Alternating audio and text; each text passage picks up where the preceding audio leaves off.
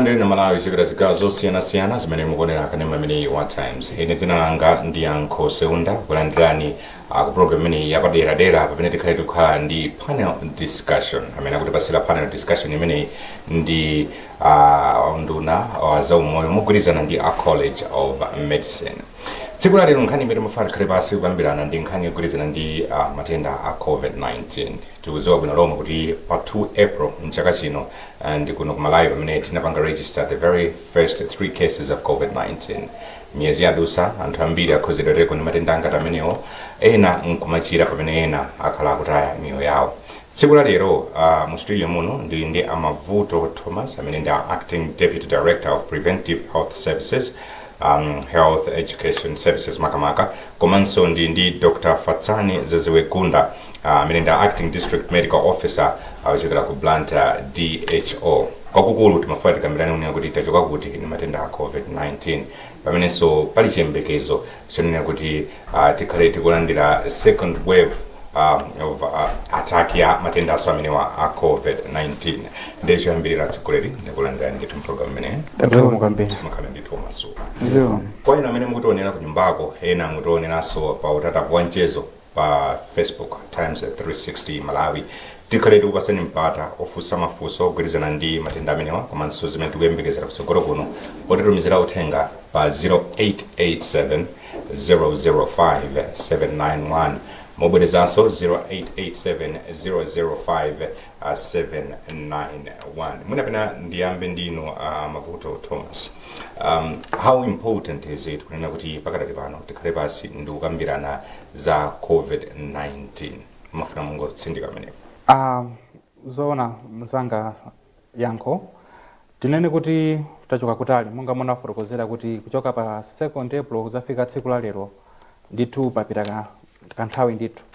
Komanso monga kufotokozera tukamba pano amene apezeka ndi matenda amene a COVID-19 ndoposa 6,000 mdziko muno. Panopa taona kuti makesiwa akutsikira komano mwina anthu nkumadabwa kuti kodi zachitika bwanji. Funa tingotsindika kuti sizangobwera zokhayi komatu tira ife yawo ndiona za moyo titanena kuti ndi muliri umenewo ukuvutitsa pa mdziko mathu muno. Tiyenditsatire njira izi zoti tipewere matenda amenewo. Anthu tinagwirizana kusatira njira zimene zija kufika na paine tafika kuti matenda aja anakwera kwambiri mwezi ya July August panopa matenda amenewo atsika. Kwa kutsika kwa matenda amenewo chifukwa tinagwirizana ndi anthu aliyese ndithu maona anthu avala maski, anthu akusamba manja mwina pa bano ali wonse achigulu wapezeka kuti pali ndithu beseni losambira manja ndi sopo pamenepo. Komano nkhawa imene ilipo tsopano ndi kuti anthu khanga tabwerera mbuyo ndochepa amene kutsatira ndondomeko zonse zopewera matenda amene wa COVID-19. Izi ziwika dziko lathu pa chiopsezo. Mukudziwa kuti nthawi imene matenda awa anali patsogolo kwambiri, zambiri zinayima, masukulu tinatseka, ma-airport anatsekedwa, ntchito zambiri anthu amauzada akagwireni ntchito ku nyumba. Komanso tinataya azibale ochulukirapo anthu 135 si anthu apang'ono yayi amene aja mwina ndi azichemwali athu, azikazi athu, azimuna athu, achibale ndithu anataya miyoyo chifukwa cha matenda amenewa. Ndiye panopa tikupempha kuti kodi maiko anzathu tikayang'ana maiko anzathu tikuona kuti matendawa anatsika inde komanso akwera kwambiri. Simene chikupangisanso kuti ife dziko lathu likhale pa chiopsezo kuti matenda amenewa kuti atatakweraso sitibwerera mumuja kuti mwinaso titseke masukulu, titsekenso ma-airport, ntchito so zinene kagwireni ku nyumba.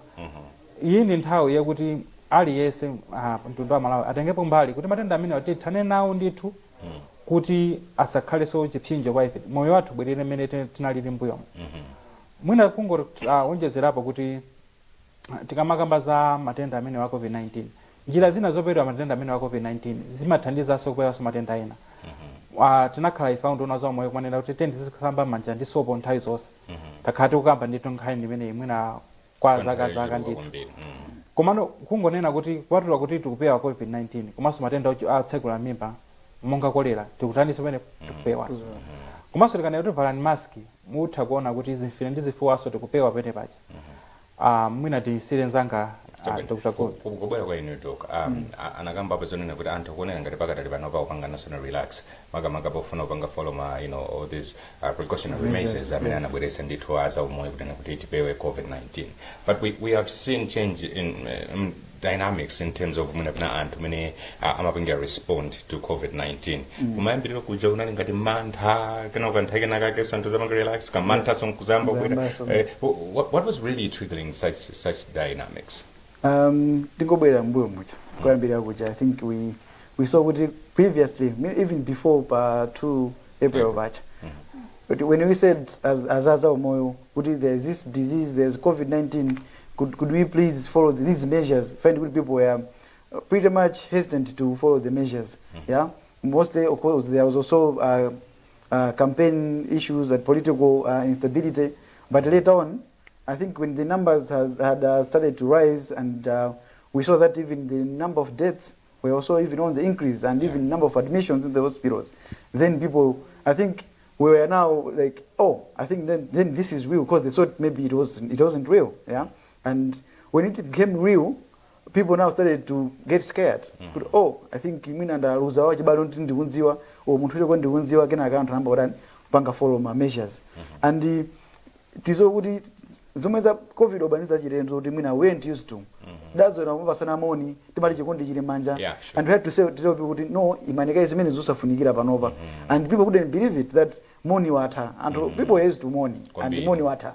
And tinazolo zinthu kumapita uchalichi musavite tinazolo mapita maukwati zikakhala kuchigulu yaye kukwati musavite kukhale kwa anthu owerengeka chabe mipira mipira kuma anthu amakatula nkhala zawo kuti mina asangaye pa weekend paja mpeza kuti mwoza kuti ayi uko musavite ya even kuchipatala kumene timati munthu amene akhoso satani asapite kuchipatala angoimba phone.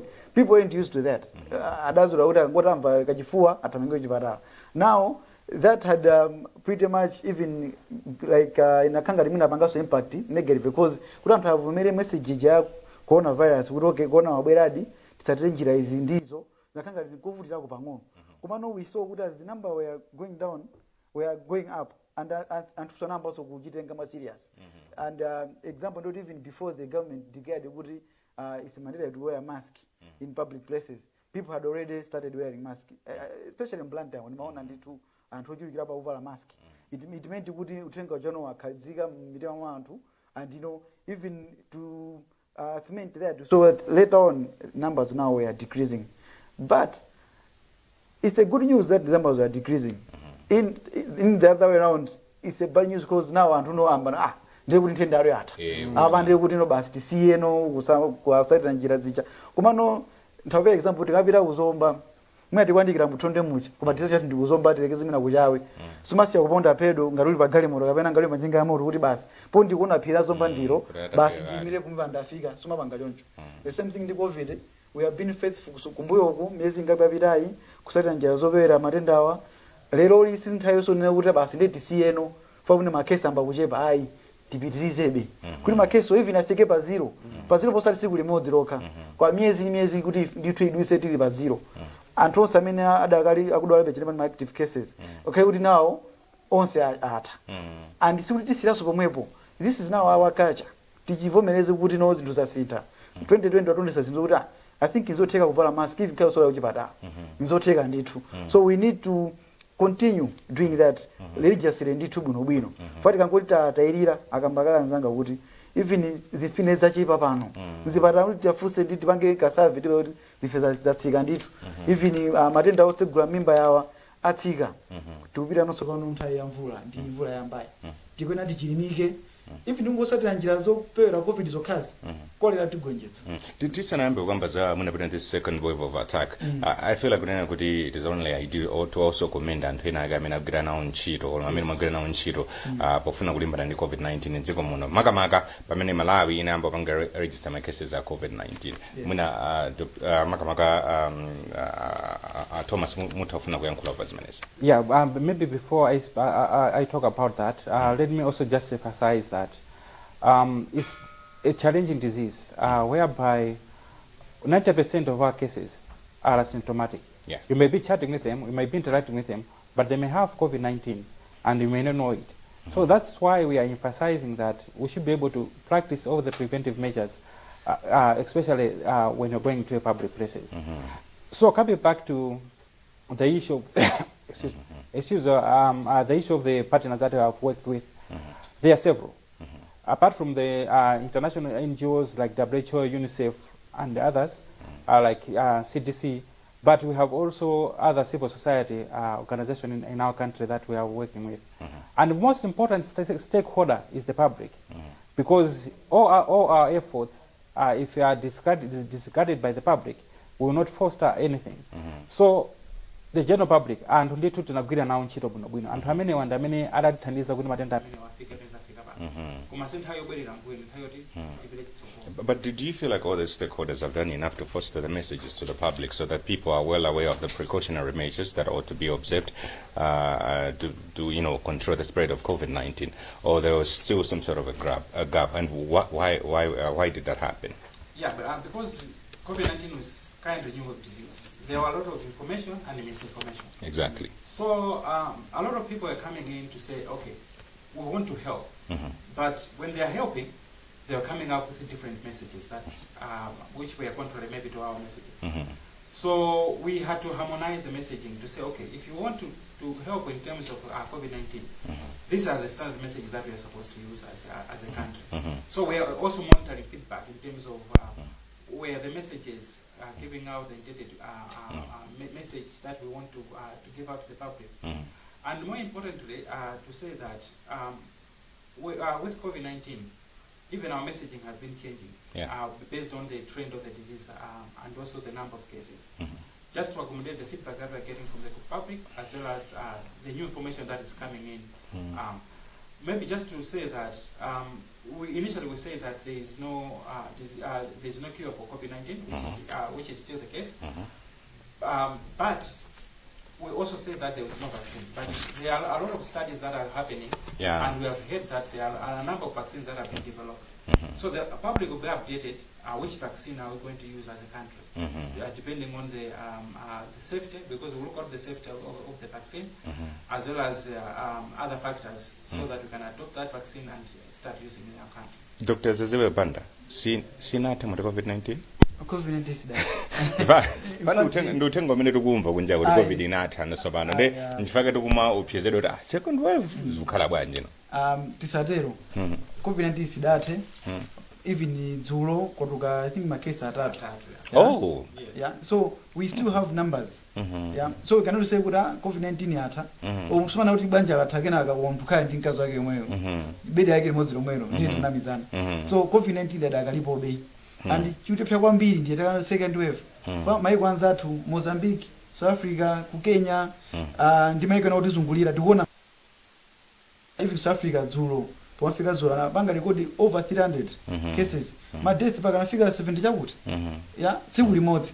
And ndizwa kuti anthu ambiri akundopita South Africa kampandeke kapa basi even mu Kenya umu anthu timadutsa mmenemu ya kupita mwina ku Dubai ukafika kankuti ndetu zokuti tili pa chiopsezo and tikangoti basi tadekha mwina makesi achepa tilakwisa zinthu fauti ibweraso and ikabweraso mmene muona maiko even maiko anzathu ena sikubwera mocheza zimashana mwina ndimene nabwera kuyambirira zimakhala ngati kuti no tachita kuipa lamulo kuti mati sindibwera komano tikuyerekeza kuti tikungwenera kuti tonsefe tigane manja achipatala anzathu atola Nkhani amene akathandiza kwambiri anzathu anachula ndithu ma partners ena athandiza komanso kwambiri partner wankulu ndi amene ali kumudzi amene ali community amene wamva uthenga undu kuutenga ndi kugwisa ntchito komanso anzathu kwambiri amene so ndimayamikira ndi atola Nkhani kwamba kujonali ndithu akamba za misinformation amakhala kuti mwina atola Nkhani sana investe bwino mwina so tumaona pa TV maiko akunjaja kwauza anthu ena amati message yamakanga ndilo osiyana napo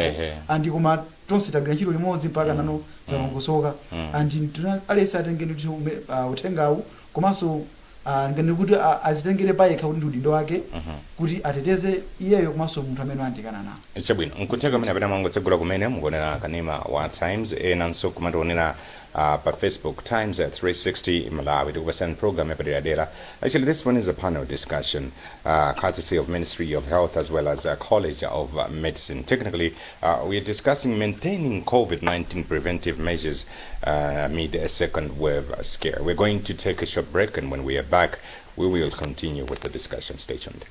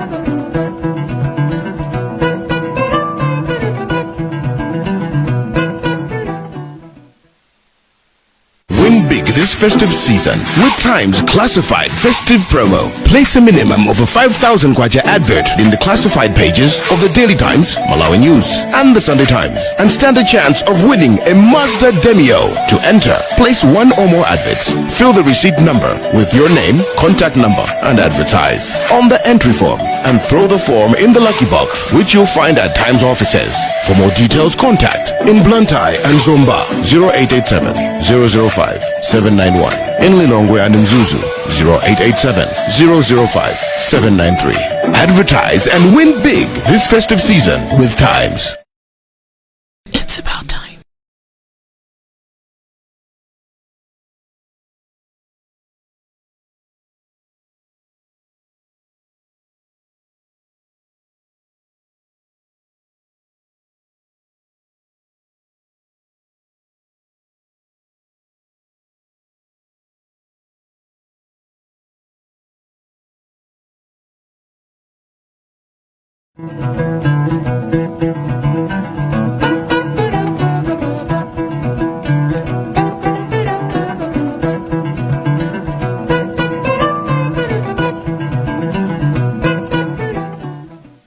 Win big this festive season with Times classified festive promo. Place a minimum of a 5,000 kwacha advert in the classified pages of the Daily Times, MalawiNews, and the Sunday Times, and stand a chance of winning a Mazda Demio. To enter, place one or more adverts. Fill the receipt number with your name, contact number, and advertise on the entry form, and throw the form in the lucky box, which you'll find at Times offices. For more details, contact in Blantyre and Zomba 0887 005 791.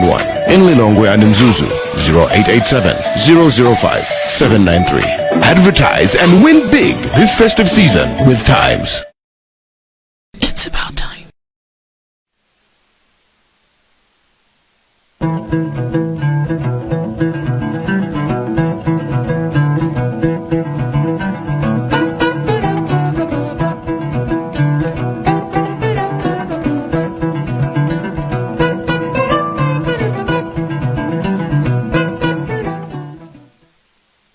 Chabwino tikulandireni soni pamene tikadapitiriza ndithu program imeneyi nakamba poyambirira paja kuti nkutheka muneni mafunso osiyanasiyana ogwirizana ndi nkhani imene tikambirana tsiku la lero.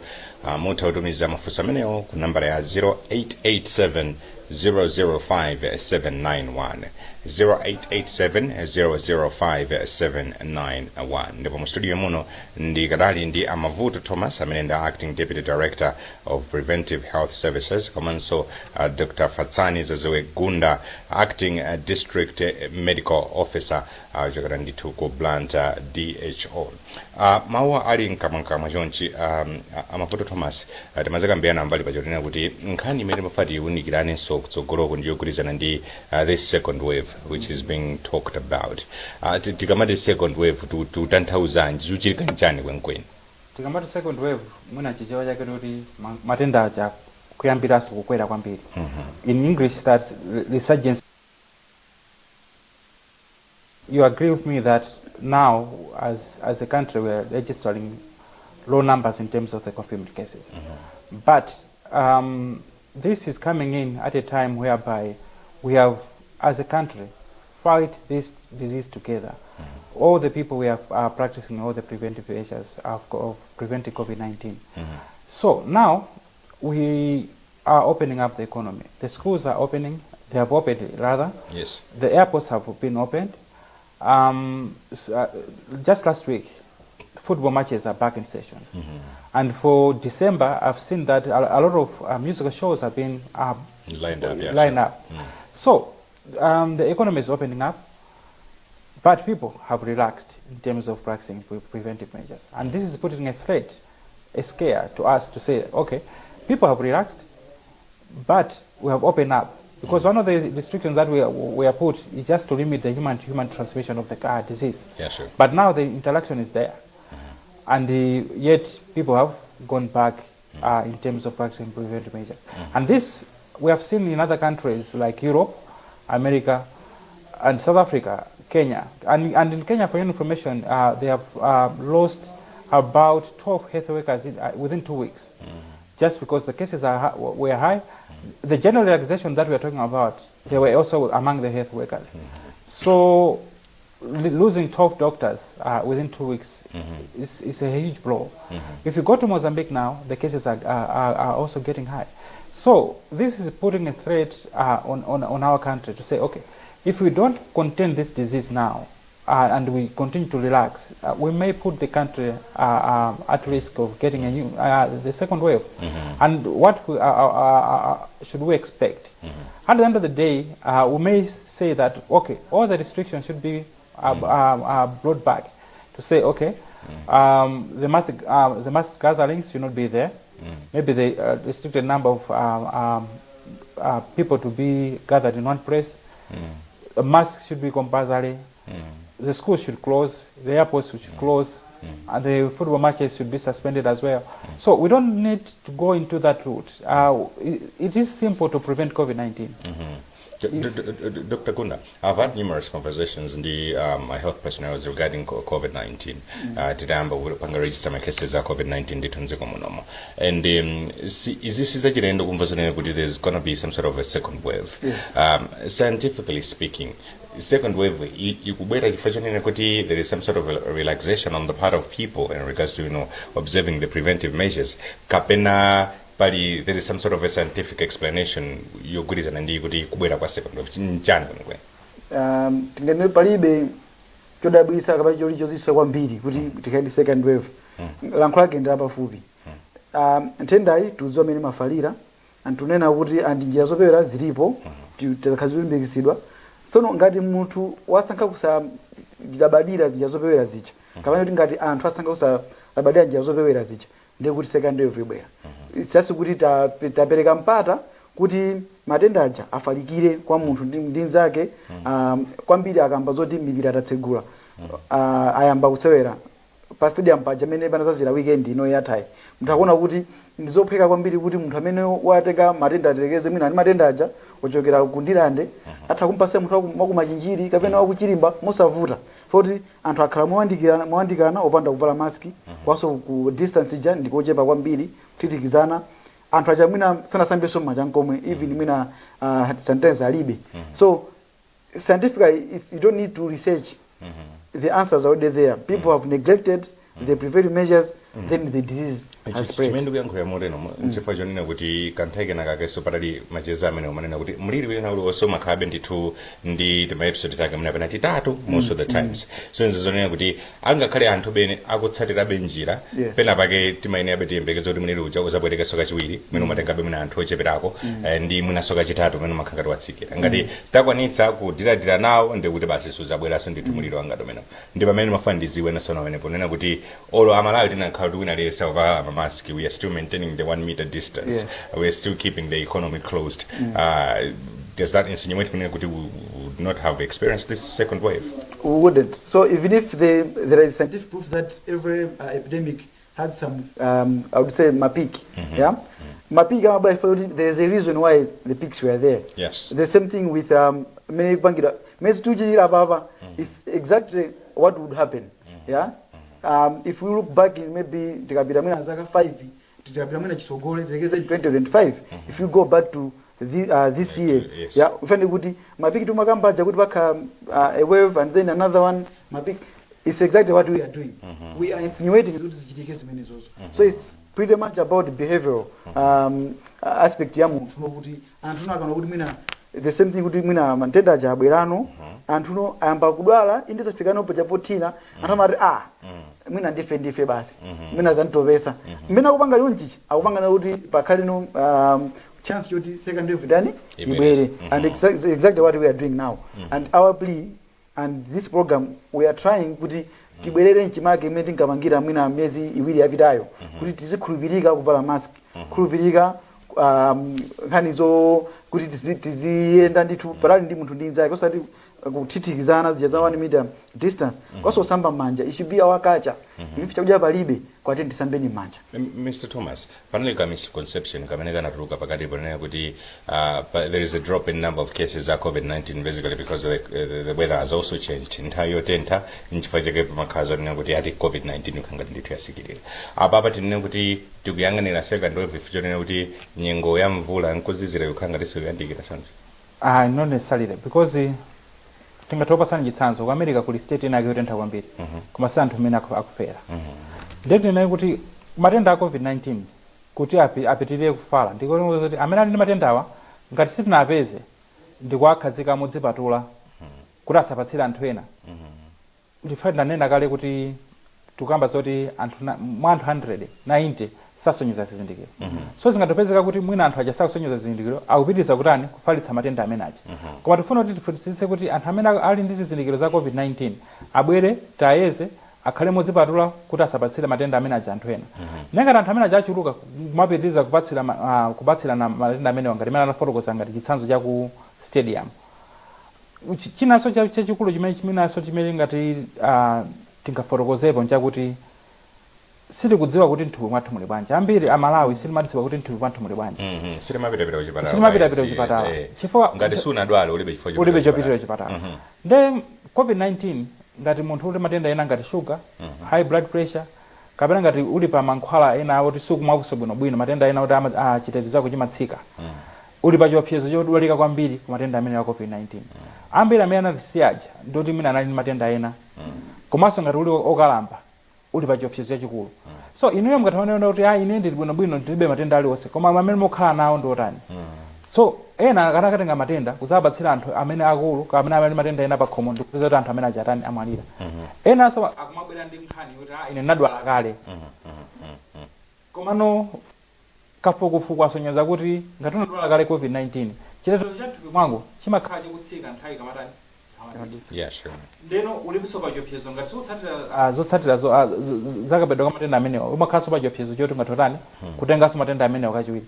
Taonapo anthu ndithu kutenga COVID-19 kachiwiri zotheka ndithu. Ndecho ofunika kuti unadwalapo kasi unadwale tisatire ndondomeko zonse zimene ufotokoza kuti matenda amenewa asapitirire kufala. Briefly, we touched base on current trends in neighboring countries or some of the countries within our region that have hardly been hit by COVID-19. Kenya, Ethiopia, what type of lessons can we learn from those countries? Just to put more emphasis on that.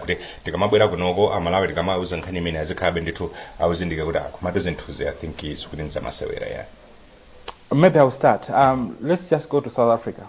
They had put in the levels in terms of the pandemic. And each level had its own restrictions. Yeah. And they opened up fully, and I think they are now in level 1. What did we see? An increase in number of cases of COVID-19, yes. And you agree with me that we are receiving almost every week Malawians who want to return to our country. And more especially this month, we usually see a lot of people coming back into our country for festive season. So that is also putting us at risk. And a lot of Europeans, a lot of people from other continents would like to come to Africa during summer to enjoy their holidays. And if you look closely, these other continents, there are a lot of cases that are being reported now. And this is also putting us at risk. Okay, we are saying people should be coming with a negative COVID-19 certificate. Right. But we have seen scenarios whereby people can get COVID-19 in transit. Because we say if you touch contaminated surfaces, and you can easily get COVID-19. So if you can get tested today and be found COVID-19 negative. But if you don't practice any preventive measures, if you touch contaminated surfaces, or you were in contact without a mask with somebody who's sick with COVID-19, you can start developing the disease. So we should be able to monitor the situation fully, and also take keen interest in terms of the data that is giving out. Because yesterday we said we had 3 cases. Yes. But they are not coming from a single district. One case was in Salima, I think the 2 cases were in Blantyre. So if you look closely on our data, we are having cases coming from all over the country. They are not coming maybe from one district that maybe we can just focus on that district. So the cases are still spreading across the country. No, all right. Mufuna kuonjezera kwa Dr. Konda. Yes, and Safira komweko. Anthu amene atisiya even zuloka nakuti apitira even 50. Tukamba ifeyo tili pa 185. Ndino imagine anthu amene akuchitikira ku South Africa kukhala ku South Africa ko. And akamba kale kuti balathu ena kubwera mwina azaona agogo ndi zina zotero maboda pawasatsegula. Ndikuti anthu atawalani kudutsa mosavuta kubwera ndi first season. It means ifeyo tili pa chipinda chikulu. Chifukwa choti anthu ambiri akubwera kuchokera even maiko amenenso avutika kwambiri. Lapeka example ngati ku Kenya. Makesi papa akukwera kwambiri. And ndege zambiri zimadusa ku Kenya kumeneko. Aperekaso isazo kuti ogwira ntchito achipatala ndithu ochuluka atisiya. Ndiye kumalawi kuno kuti ogwira ntchito achipatala ochepa kalenkale. Ndiye akatisiya ndi tivutika kwambiri. Ndiye kuti kaso disaster kwambiri ngati kumalawi kunoko. So tiwena kuti amana kuti experience kuti mbezikhala yayiweka mwina ikuna udiswe mavuto. Koma ngati za udiswa mavuto it means ozoti onga waponda apa anatere ndiye kuti ndiponde penapo anzatha kuvutika mayiko ena kati ena Malawi TSS tichite chopheka kwambiri kusamba m'manja kuvala mask ndithu social distance sinzovuta kwambiri kuti safike ngati kwanza tuwo. Chinthu chimodzi chimene chinesangaso nchonena kuti potsatira zina mwa ndondomeko zimene tinapatsidwa kuti munapena tipewe matenda a COVID-19 tikuzitetezanso ku matenda ena. Alinga ndi point imene munazayankhula nena kuti pakadali panopo nyengo imene ili ati ni nyengo ngati ya mvula matenda ngati kolera amakhala ovuta. Koma chifukwa choti munapena anthu anaphunzitsidwa nkhani yosamba m'manja kuti azikhala osamalira kumbali ya ukhondo umenewo sitili ndi kesi ina iliyonse ya kolera mdziko muno pakadali pano. Tukupha mbalame zingapo. Mbalame zingapo. Chifa mbalame siziwiri zokha ya kuli matenda ndithu osiyana amene Malawi titha kupewa ndithu potsatira ndondomeko zangati zimenezi. Koma kwa ina amene mutionera pakadali pano tanena kuti mutha kukhala nawo gawo la program imene poti tumizira uthenga ku 0887 005 791. 0887005791 ndi kupanga relax kumene Amalawi ali nako pakadali panopa. Dr. Konda, asa umoyo muli nako mantha kwambiri kunena kuti zitha kuposera pamene tidakumana nazo gawo loyambirira lija? Kwambiri panopa ndeno tine kuti tili ndi mantha kuti kodi itati nthenda ino ifike mwankokomo kwambiri kuposa kale licha kuti tigwira pati. Chifukwa tizokuti panopa meneno anapita m'masukulu ivi zampira zayamba mwayoti mwina anthu azipasirana matenda ando ochuluka. Chifukwa anthu amene matenda ankayamba I think inali tili mwina pa break Yeah. nkhani za mpirazi nali kuti anthu ali off season pano ndi mipira ikuchitika and not only ku stadium kwaso tini mipira ing'ono ngati makwalalamu zikuchitika yeah and zimene zija zitupha mbiri kuti zikazi zichitike kwambiri nthenda ibwere ndikhulupirira kuti mina itakhala kuposa somene kwambiri akuja yeah chinanso ndichoti tinakamba kuti anzathu atithandiza mwina nkhani za kandalama kuti mina tithandizire kugula nkhani zo mankhwala mwina othandiza kuti ngati kuolina aja kuti tikamasamba manje zikhale kuti ndithu tagwisa ntchito mankhwala ngati amene achawo ndi zipangizo zina za umoyo zothandiza kuti ukhondo upitirire panopa mzo kuti anzathu ngati amene amakhala kuthandiza nawonso ali mavuto zachuma foti chuma tsanga chinatani chinayima kodi thandizo tingatitengenso kuti thandize timalira mbuyo mwa tifuna PP thandizeni PP anzathu ena anathamanga ndithu zanu kuthandiza kodi yati pakhalenso outbreak imeneyi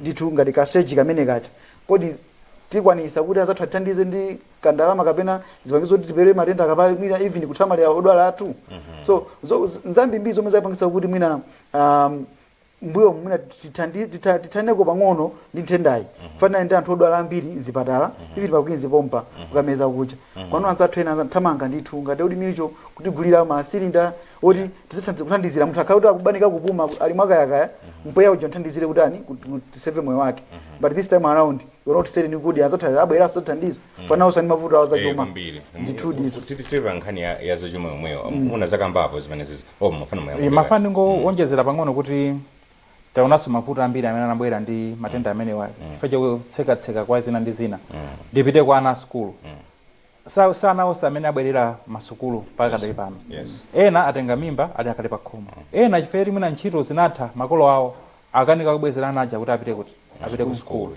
komanso chaka chino mwina titi tione kusanise ndi zaka zina zambuyomo anthu amene adzimangirira ndochulukirapo ndeti kambe kuti nkhani imene ya COVID-19 nkhani ya HIV and AIDS khale nkhanza zimene panopaza nkhanza zakugwiririra zakwera kwambiri chifukwa chakuti mwina anthu amasowa zochita anthu akhala pamodzi nthawi itali kusowa chochita kumene kucha kwapezeka kuti nkhanzaso zachuluka kwambiri tikamayang'anira 9 months from now tiona nasona chiwerengero cha anthu chikhalaso chokwera chifukwa kwambiri ana masukaso ndithu basi nangasipa khomo apanga bwanji ndeti mafuna kuti tiye ntione kuti tikupita patsogolo kodi ana athu aja tabwerezerenso pa khomo chifukwa chakuti ifeyo makolo takanika kutsatira ndondomeko za kutsatira kapedo ka COVID-19 kapena kuti mipira ija titsekenso chifukwa kupiratu tanena kuti tsekulani mipirayo komano stadium ikhale half anthu akhale patali avale mamaski koma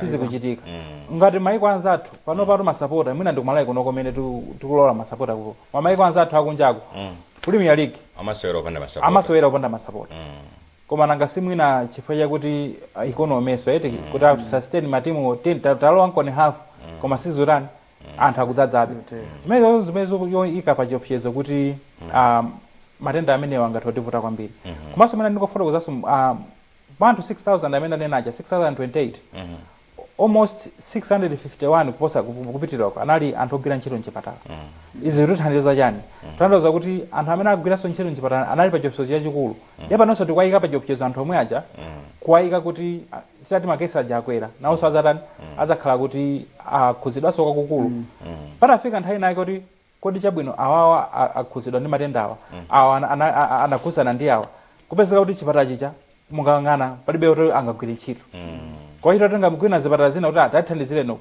tisafikeso mpata nkhani ngati imeneyi chifukwa tikafika kumeneko zambiri so zinasokonekera chifukwa kuti kubwera kwa COVID-19 zinganena kuti malungu aja apereka mpata kuti akulu tagwirani kayi ntchito ife tabwerera kayi mbuyo amapitirira tili matenda athu amene ifeyo kumalawi kuno amakhala ma priorities so tikunena kuti matenda amene aja tikakamba za lero World AIDS Day ma services za HIV nawonso anabwerera kumbuyo chifukwa chakuti mwina anthu samayezedwa komanso mwina anthu kokatenga mankhwala amachita mantha kuti nanga ineyo ndikatenge ndipite chipatala sindikakutenga COVID kumene komanso mwina kugwira ntchito zawo moyo apezeka kuti ali busy ndi COVID ma services ena tinatani anayima kayi pang'ono ndeti sabwerereso kumeneko tiona kuti mwina tathana ndi COVID komano tizataona kuti mimba zachuluka chifukwa mwina health friendly health services simatani simapereka siri kuyang'anira chabe ma effects amene amabwera anthu kumbali ya zaumoyo komanso tete ntiyang'anire pa ma economic effects amene kuti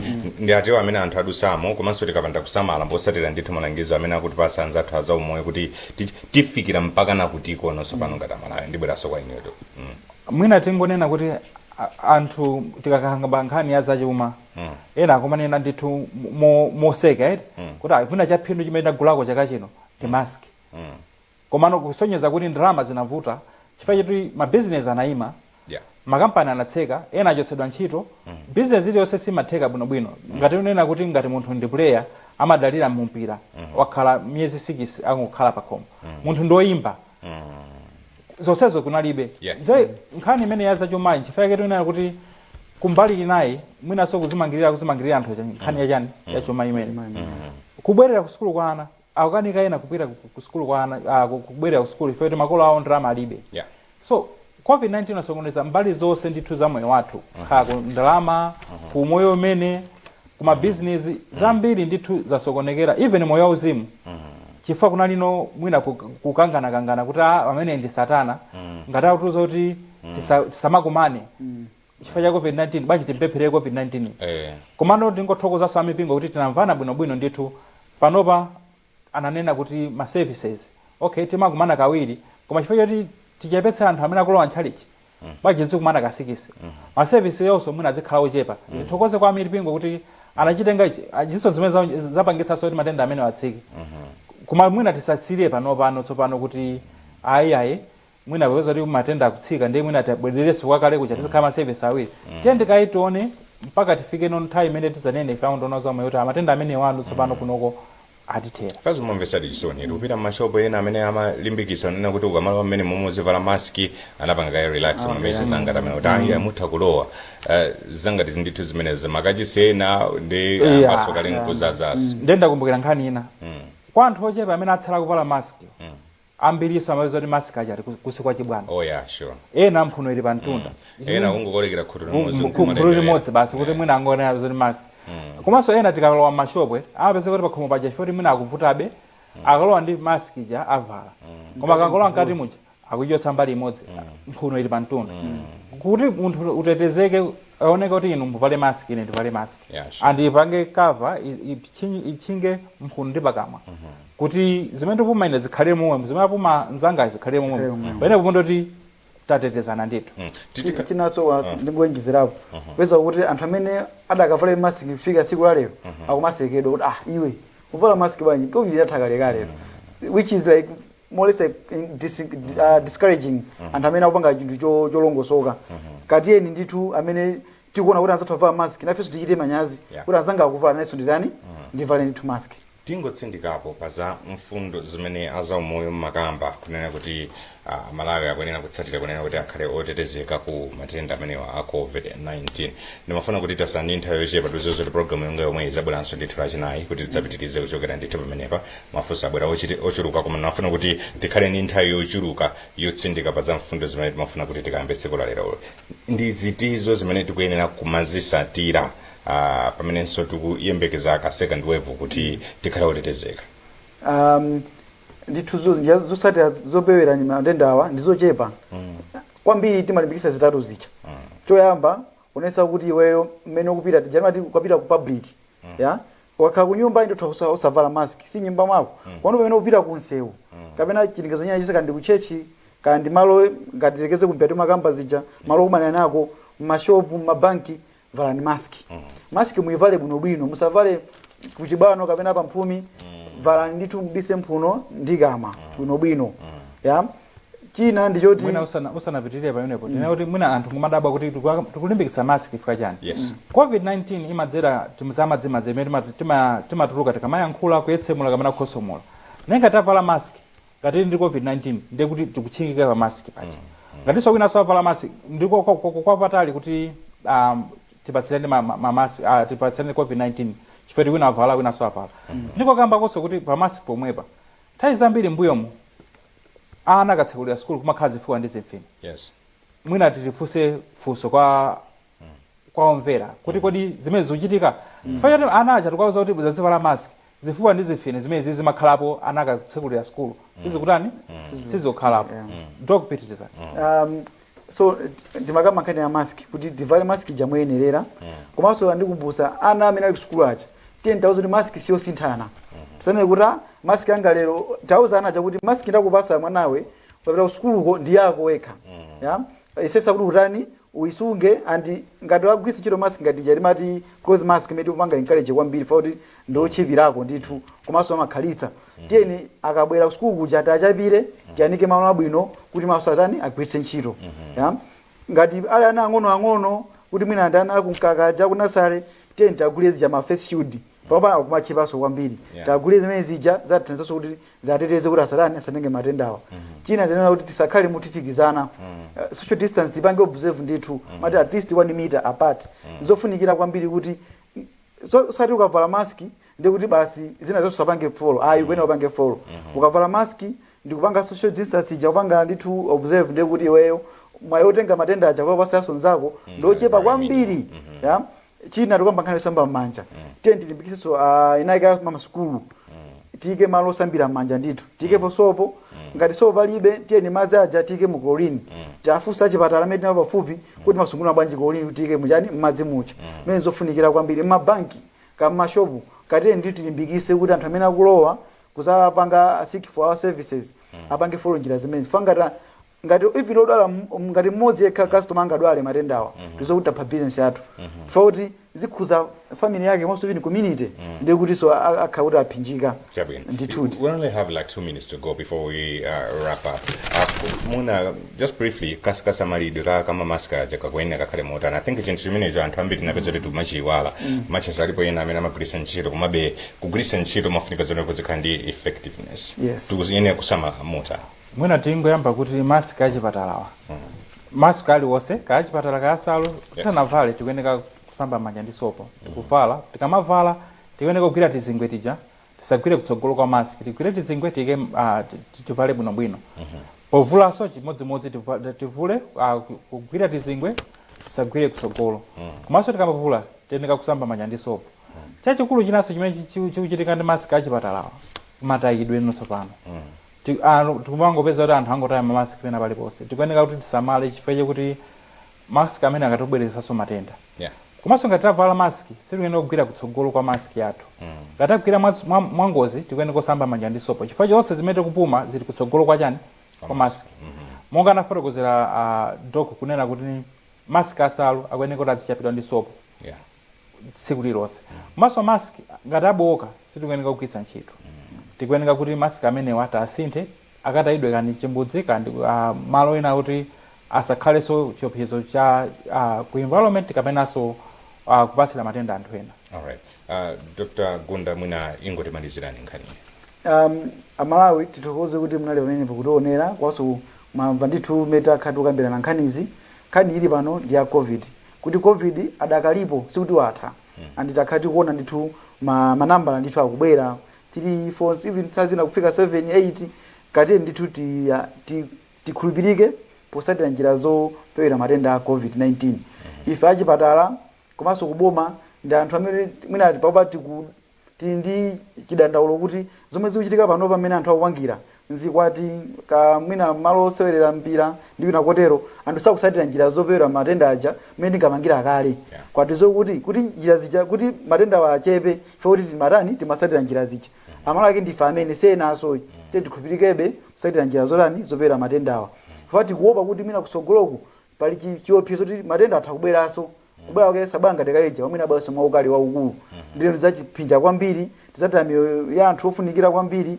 andi alese atenge ndithu udindo mmanja mwayi kuti ineyo ndamene ndina utani kwamzo matenda atipewe kusapasire nzake komanso even munthu wina asatipasire ifeyo chachikulu njezopera ndi zitatu zicha tivale maski titalikaye munthu wina ndi nzake wasosamba manja kale ndi sopo ndithu ndithu. Ndathokoza kwambiri Dr. Fatsani Ziziwe Gunda komanso Mavuto Thomas Kamba akubwera ndithu program imeneyi. Kwani nonse amene mudionera kuchokera ku nyumbako tithokoze kuti tinali ndithu limodzi program imeneyi komanso ena amene munali nafe pa Facebook times 360 Malawi tinyadireso kuti mnali mmenepo.